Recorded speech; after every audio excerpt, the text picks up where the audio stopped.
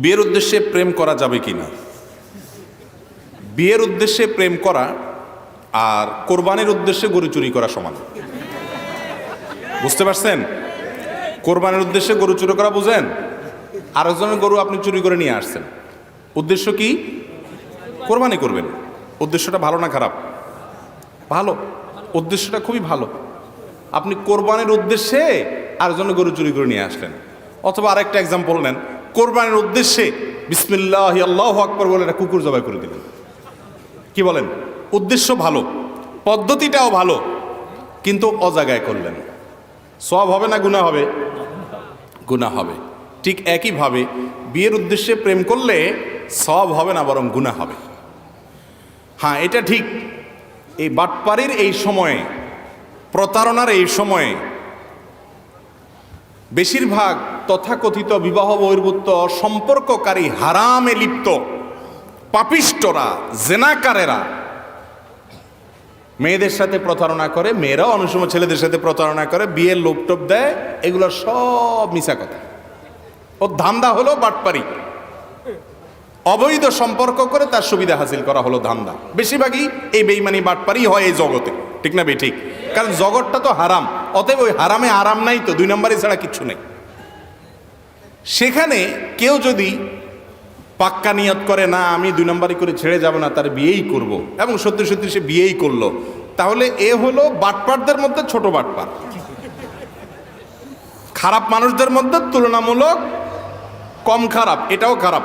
কারণ সে বিবাহ বহির্ভূত সম্পর্ক করেছে, এটা কি হালাল না হারাম?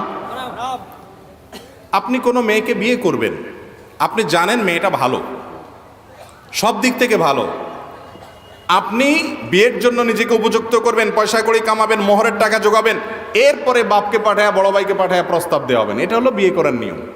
যদি কোনো কারণে মনে হয় না বাপ ভাই রাজি না, এখন বেটে বলে হচ্ছে না, তো বাদ দেন। এর চাইতে কত ভালো মেয়ে দুনিয়াতে আসবে। যৌবনের সময়টা ভাইয়েরা আমার এমন একটা সময়, ইবলিস এই সময়টাতে আপনাদের যুবক ভাইদের মাথা সবচেয়ে বেশি নষ্ট করে।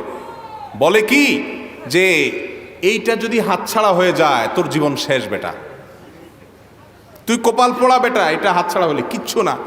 আল্লাহর কসম, শয়তান মিথ্যুক। আপনাকে শয়তান মিথ্যা কথা বলছে, আপনাকে ধ্বংস করার জন্য, আপনাকে জেনার পথে নেওয়ার জন্য, বেঈমান করার জন্য, আপনার চরিত্রকে নষ্ট করার জন্য, কালিমা যুক্ত করার জন্য, হারাম রিলেশনে জড়ানোর জন্য শয়তান আপনাকে বলে এইটাকে না পাইলে তোর জীবন পুরাই মিছা হয়ে যাবে। কিচ্ছু মিছা হবে না, এর চাইতে হাজার গুণ বহুত যোগ্য মেয়ে আসবে ইনশাআল্লাহ। ঠিক না ভাই? ঠিক। এই কথাটা বুঝতে একটু সময় লাগবে। দুই চারটা বাচ্চা কাচ্চার বাপ মা হয়ে গেলে এরপরে বুঝবেন আগে যা করছেন সব পাগলামি ছাগলামি ছাড়া আর কিচ্ছু না। এটা বোঝার জন্য সময় লাগবে।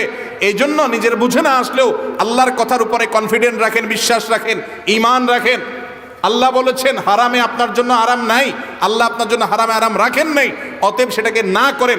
শয়তান আপনাকে মিথ্যা ওয়াদা করে, মিথ্যা ওয়াদা করে। যারা হারামখোর বা হারাম কাজ করে তাদেরকে শয়তান কিন্তু ফুসলায়।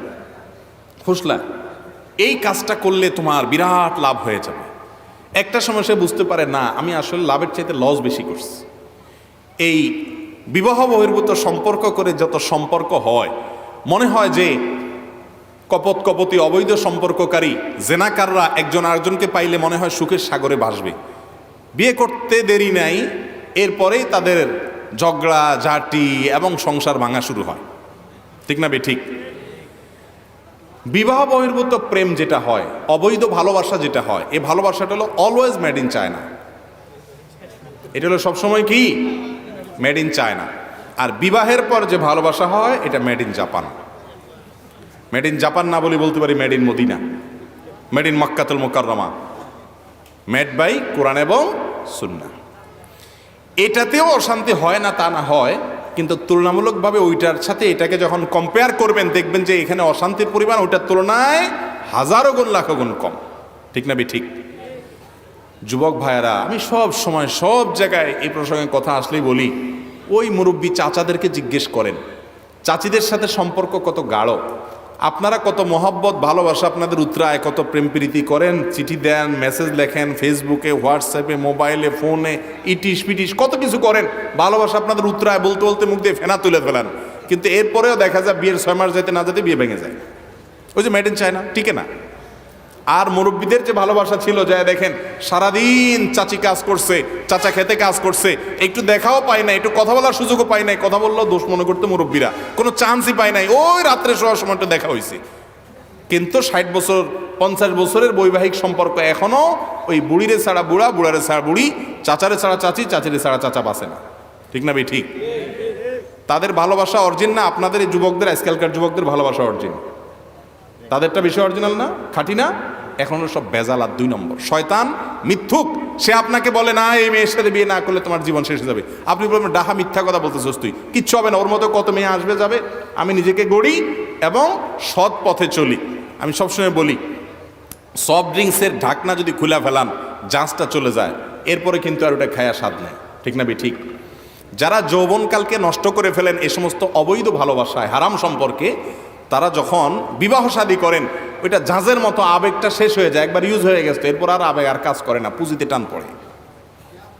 আর যারা আটকায় রাখেন আমি হারামে যাব না, আমার জীবনে একজন জীবন সঙ্গিনী আসবে, অপেক্ষা করি তার জন্য, সমস্ত ভালোবাসা তাকে উজাড় করে দিব, অপেক্ষা করেন, ইনশাআল্লাহ ভালোবাসা দেখবেন যে মেড ইন জাপানের মতো। আল্লাহ তাআলা আমাদেরকে বুঝার তৌফিক দান করুন।